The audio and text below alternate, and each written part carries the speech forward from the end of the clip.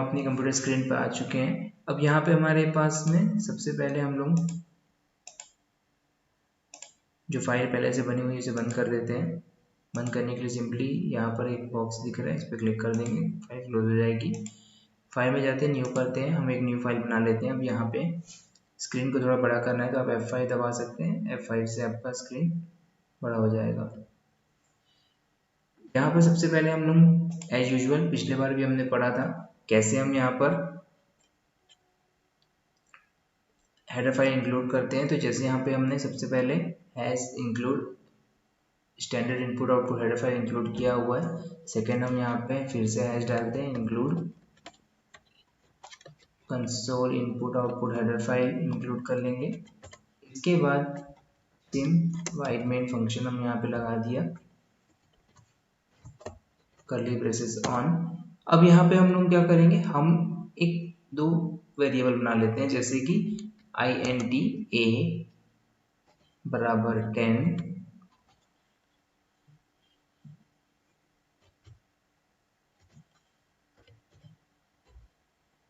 b बराबर 20 and c बराबर, sorry c को हमने सेमीकोलन खाली छोड़ दिया। तो यहाँ पर हमने जो int दिया है, int का मतलब होता है इंटीजर डेटा टाइप, और a यहाँ पर हमारे पास एक वेरिएबल है। तो सिंपल अगर हमको एक वेरिएबल बनाना, तो वेरिएबल हम कैसे बना सकते हैं। वेरिएबल बनाने के लिए सिंपली a यहाँ पर एक वेरिएबल है, int उसका डाटा टाइप है जो बताता है कि a में किस प्रकार की वैल्यू स्टोर होगी। int का मतलब हो गया इंटीजर, यानी कि a में नंबर्स स्टोर होंगे, इंटीजर्स स्टोर होंगे। यहाँ पे हमने a की वैल्यू दे दी 10, b की वैल्यू 20, वैसे ही c हमारा खाली है, ठीक है। अब यहाँ पे हम लोग नीचे लिख लेंगे c बराबर a प्लस बी सेमीकोलन। इसका क्या मतलब होगा, c बराबर a प्लस बी का मतलब क्या हुआ, जो भी a और b की वैल्यू होगी वो जुड़कर c में स्टोर होगी। नेक्स्ट हमारे पास यहाँ पे अब हम आंसर को प्रिंट कर देंगे। हमें रिजल्ट प्रिंट करना है, हमें एडिशन को प्रिंट करना है, तो क्या करेंगे हम सिंपल प्रिंट एफ, और यहाँ पे लिख लेंगे एडिशन इज,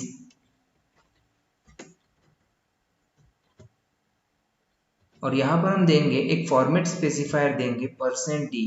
याद रखिएगा जब भी आपको किसी इंटीजर वैल्यू को प्रिंट करना हो, किसी इंटीजर वेरिएबल के वैल्यू को प्रिंट करना हो, देन आपको %d यूज करना है। ऐसे ही बहुत सारे फॉर्मेट स्पेसिफायर्स का उपयोग करते हैं, जैसे कि फ्लोट है, कैरेक्टर है, अलग अलग डाटा टाइप के लिए आप अलग अलग फॉर्मेट स्पेसिफायर यूज करेंगे। इसके लिए मैं एक सेपरेट वीडियो बना दूंगा।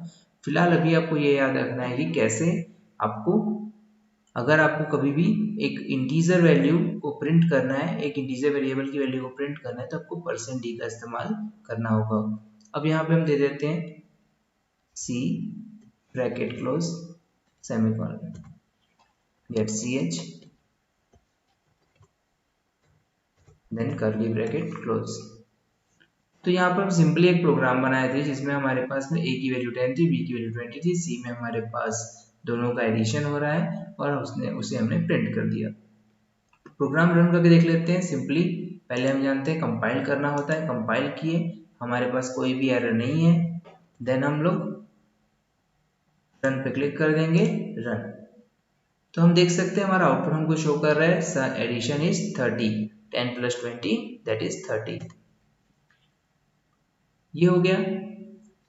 अब हम देखते हैं कि कैसे हम, अभी यहाँ पर क्या हो रहा था कि a की वैल्यू 10 दिया था, b की वैल्यू हमने 20 दिया था, लेकिन हर बार a की वैल्यू 20 और b की वैल्यू 20 होगी, क्योंकि जितने बार भी इस प्रोग्राम को रन करेंगे हमेशा a की वैल्यू 10 और b की वैल्यू 20। हम इसकी वैल्यू अगर चेंज करना चाहें या फिर हम इसकी वैल्यू रन टाइम में लेना चाहें, तो इसके लिए हम क्या करेंगे, हम लोग यहाँ पर यूज करेंगे scanf फंक्शन का। तो देखते हैं कि scanf फंक्शन का उपयोग कैसे करते हैं। तो सबसे पहले हम यहाँ पे, पहले मैं लिख लेता हूँ, यहाँ पर हम एक क्लियर स्क्रीन फंक्शन ले लेते हैं। देन हम यहाँ पे हमने जो वेरिएबल में वैल्यू पास की थी, वैल्यू जो इनिशियलाइज की थी, जो शुरू में हमने वैल्यू दी थी, वो हटाकर हम सिंपली 3 वेरिएबल ले लेते हैं ए, बी और सी, और इसके बाद हम यहाँ पर दे देंगे printf enter first number.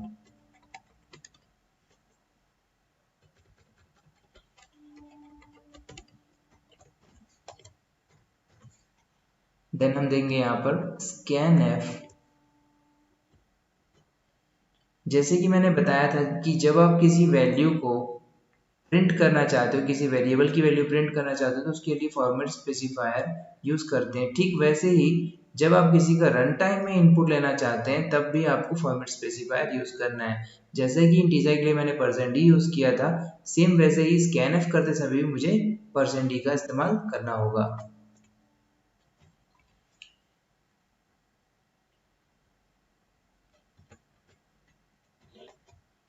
Comma करके अब यहाँ पे हम दे देंगे and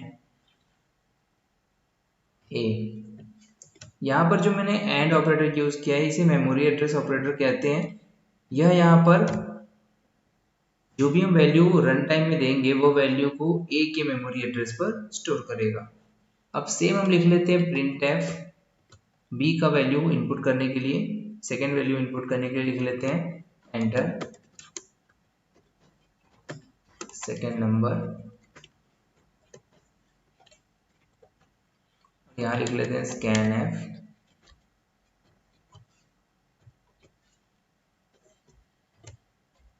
%d comma and B.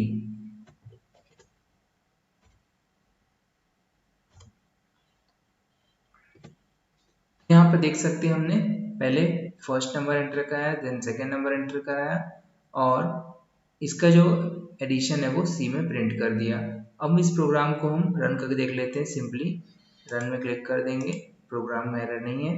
पहले हमें पूछ रहा है फर्स्ट नंबर एंटर करने को, जैसे सपोज मैंने एंट्री कर दिया पहला नंबर 5, सेकेंड नंबर पूछ रहा है, मैंने एंटर किया 4, तो हमें एडिशन प्राप्त हो गया 9।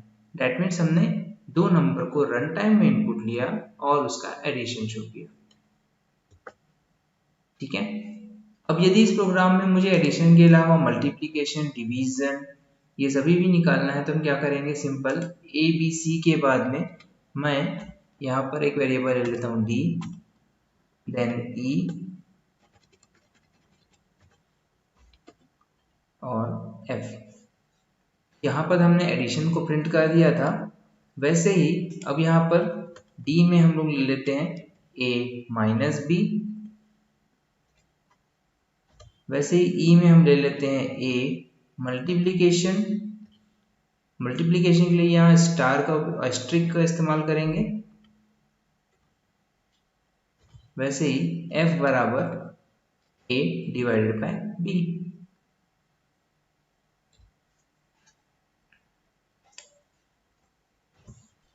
अब सिंपल लिख लेते हैं प्रिंट एफ, यहाँ पे हो जाएगा सब्ट्रैक्शन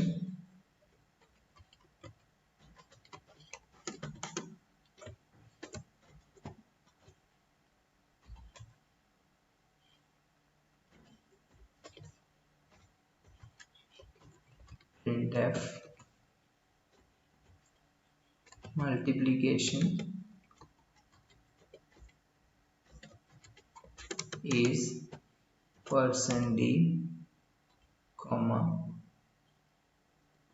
e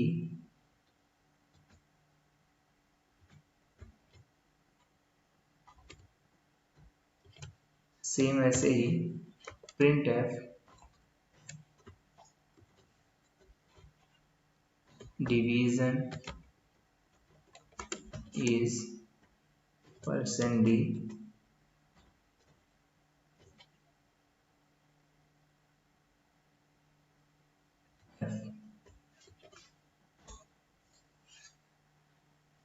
अब इसे रन करके देखते हैं। सिंपली सपोज एक वैल्यू हमारे पास है 20,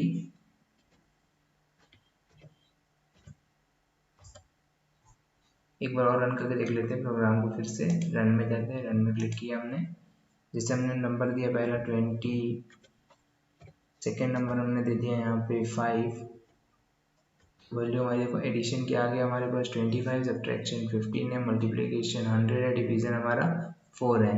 अभी ये जो जितने भी आउटपुट है सब एक ही लाइन में आ गए। क्यों? क्योंकि हमें अगर यदि अलग अलग लाइन पे लिखना है, आउटपुट को अलग अलग लाइन पे देना है, तो इसके लिए हम लोग यूज करेंगे यहाँ पर /n का। हर प्रिंटफ स्टेटमेंट में मैं /n का इस्तेमाल करूंगा। तो जैसे /n जहाँ पे भी लगता है तो न्यू लाइन कैरेक्टर बोलते हैं, न्यू लाइन यानी कि वहां से न्यू लाइन पे आ जाएगा कर्सर हमारा। तो देखते हैं, प्रोग्राम को रन करते हैं। जैसे कि पहली वैल्यू मैंने दे दी 30, सेकेंड वैल्यू दे दिया मैंने 10। इस प्रकार से हमारा आउटपुट हमें शो करता है। ठीक है, तो समझ में आ गया आप लोगों को कैसे हमको एक प्रोग्राम को यूज करना है, कैसे हम प्रिंटफ, कैसे हम स्कैनफ फंक्शन यूज करते हैं, कैसे हम एडिशन, सब्ट्रैक्शन, अरिथमेटिक ऑपरेशन को परफॉर्म करते हैं।